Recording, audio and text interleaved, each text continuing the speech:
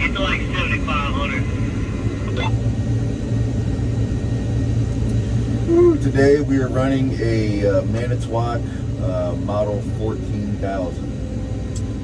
It is a 220-ton crane. Right now it's got about 193 foot of boom. 4 parts aligned on the block, good for 120 something thousand pounds total. Right now we're using the headache ball.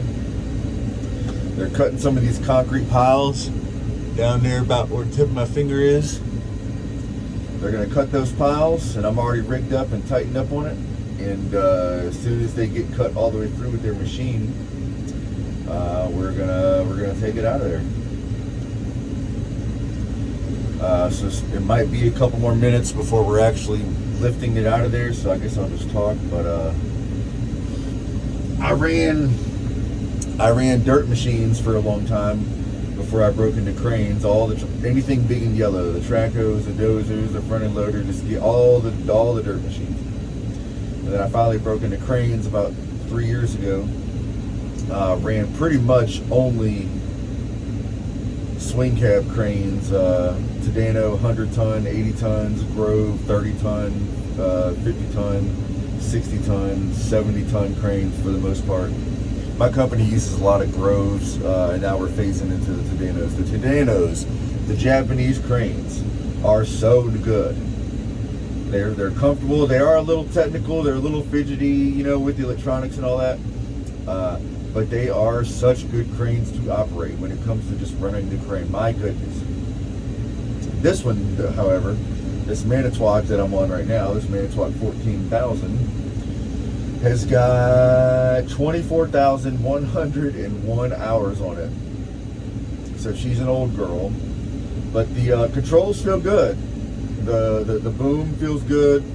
The headache ball, the main block feels good.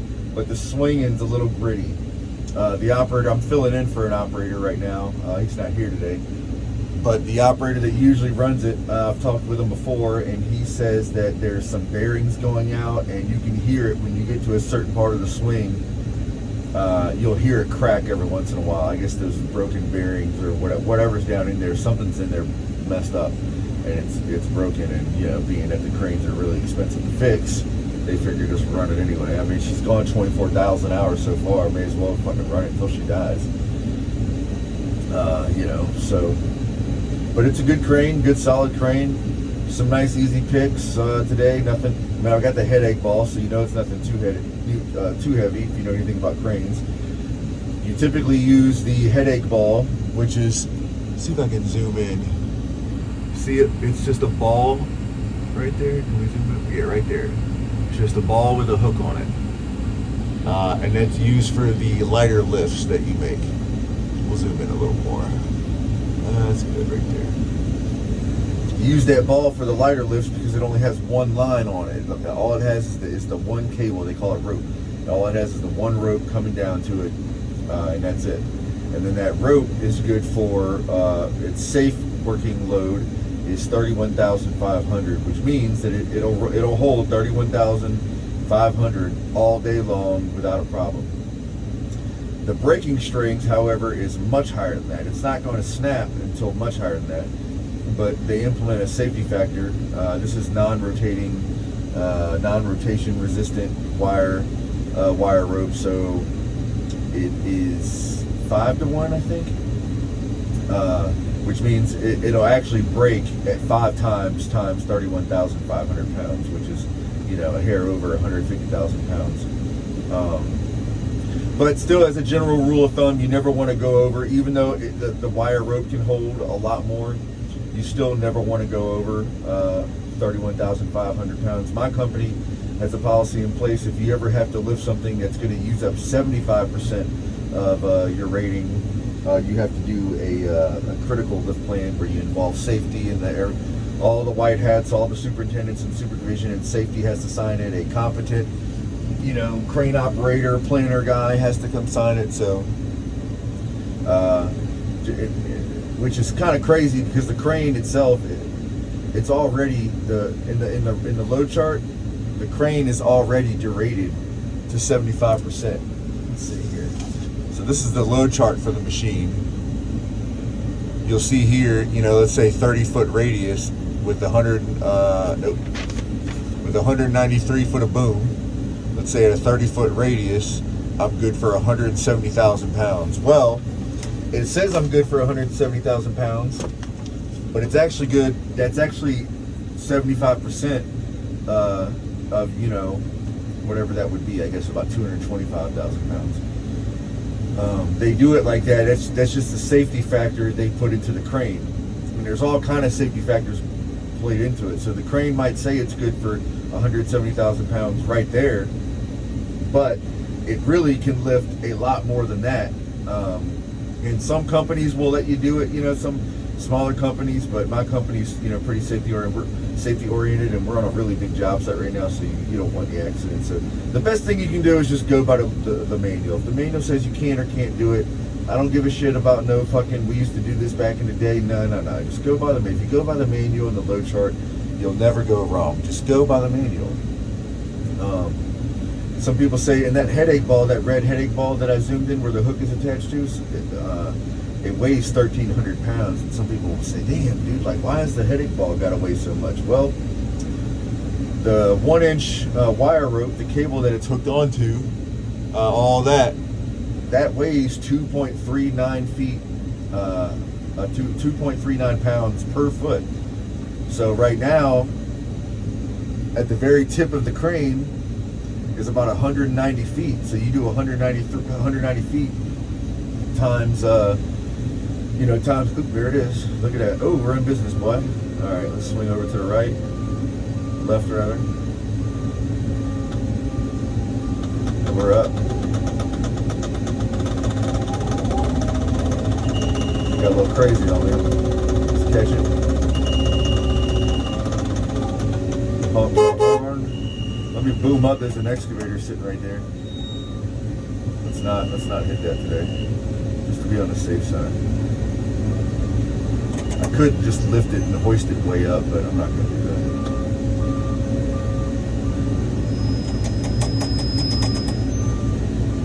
We're closer than I'd like to be to that track, but it'll be fun. All right.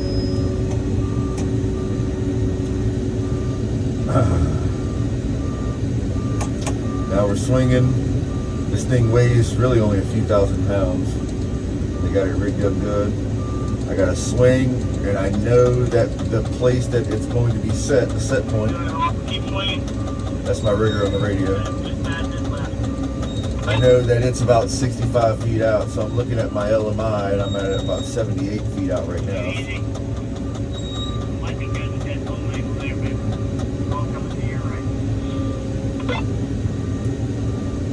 All right, there's a rainbow off in the distance. Look at that.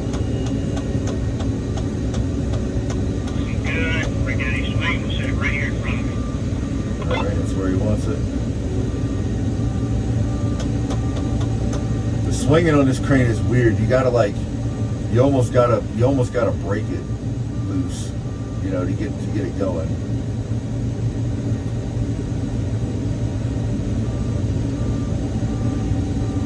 You know, the one thing that they don't tell you about when you go from rough terrain cranes, you know, your Grove 60 tons and all that, you know, when you go from them to a lattice boom, the one thing they don't tell you about is that it's harder to tell where the load exactly is because it's so far out. You know, on a rough terrain crane, you know, you might sometimes stretch out and make a lift or pick something up or set something down, you know, 70, 80, 90 feet out, but not often. But on a big lattice boom crane, you know, sometimes I'm picking stuff out, you know, 100 feet, 150 feet away, you know, half a football field. It makes it really hard to kind of tell and judge where you're at. It's where having a good rigger comes into play, and also memorizing your set and lift points. You know, once you lift something or set something down for the first time, you look at your LMI and see where you're at, and you know that's it. Right now I'm at 97 feet out. I know I'm at 97 feet out, so next time I go to come over here, I know I'm going to go down to about 97 feet. We're going to swing and hoist down. He's holding me to stop for some reason. Let's see. if I can't zoom in for you guys. Oh, that's it. Come on down a little more. And hold that. I'll work with it. And that's a lift. That's what I'm gonna be doing all day long. But back real quick on why the headache balls are so heavy. It's because the line weighs so much. You know, like I said, it's got 100 right now. It's probably got about 180 feet of cable hanging down. But then you also have the cable on the back side of the crane, which really and truly kind of balances it out. So the headache ball doesn't even really have to be that much, but it still weighs a lot. You know, it's a 2 point something pounds per foot. You got 180 foot that times 2. You know, you're looking at 340 pounds of just cable hanging there. So the headache ball has to weigh enough to not only hold it tight so the rope isn't kind of loose and swinging in the wind, but also to counterbalance the rope that's hanging on the back of the boom. It's got to be able to pull that out, because if it wasn't, and you had a really long boom and a lot of wire rope on the back of the boom, the weight of the wire rope on the back side of the boom would pull it back, and then you'd have a bird nest situation down at your drums, and you don't want that. That's why the blocks are so heavy too. You know, the block on this crane, right now it's got the weights off and it weighs 2,600 pounds, but typically with all the weights on, it's about 6,000 pounds. And that's because, you know, it'll hold 10 parts of line. So you got, you know, 10 parts of line, all hanging 190 feet. And then you do 190 feet times 2.39 pounds per foot times 10 parts. That's a lot of weight. You know, I think I calculated it yesterday for the 4 parts line. I think I had like 1,700 pounds of weight, and that's just for 4 parts of line. So that's why you want the block to be so much. That's why you want the headache ball and the hook to weigh so much. So that's I guess that's it. I guess I'll film myself putting it back into the hole. I'm gonna get up and over. Yep, we're up. I'm not gonna hoist up anymore because I know I gotta boom up to where I was. I'm gonna give her some more throttle. Start gently pulling on the boom, a little more until it gets to a speed that I want. You don't want to, on a lattice boom crane, you want to be smooth on, smooth off. You don't want to be jerky, herky-perky on it, because the boom will start shaking. The boom flexes a lot on like a shock load condition, or if you're tracking, you know, with a luffing jib on there, the boom will flex a lot, and it's not a good feeling when you go to you kind of let off of it and everything starts doing this and the boom starts doing that. It's not a good feeling to have, and it doesn't look good for people looking on you as an operator. And then your crew looks at it and says, damn, this dude's making this shit crazy. You know, then they start bitching to their foreman about it, and the foreman starts bitching to the superintendent, and next thing you know, you're getting kicked off and you're getting put on the little neck breaker crane because you couldn't run the crane properly. So looks like I see about where they want it.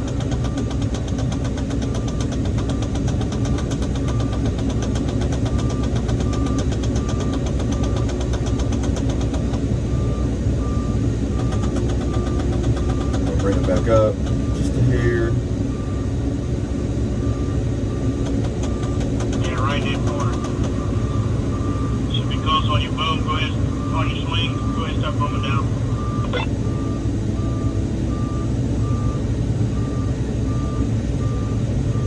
Alright, we're gonna start booming down.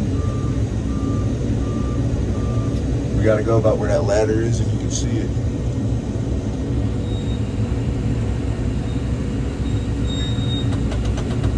Bring the rigging down so I can see about where it's at. All right. I like to sometimes, like in this case, I know that the rigging doesn't need to be that low right now, but I like to bring it low. What's he telling me to go up for? Not easy. Cable up. Isn't it the one that got the ladder on? Why is he telling me to cable up?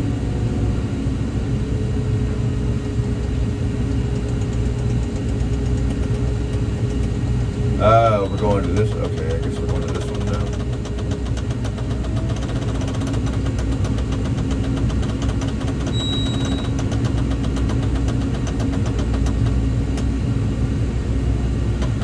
Give him a little more slack so they can wrap it around. And I think we're going to call it a day on that one. So I hope you guys enjoyed.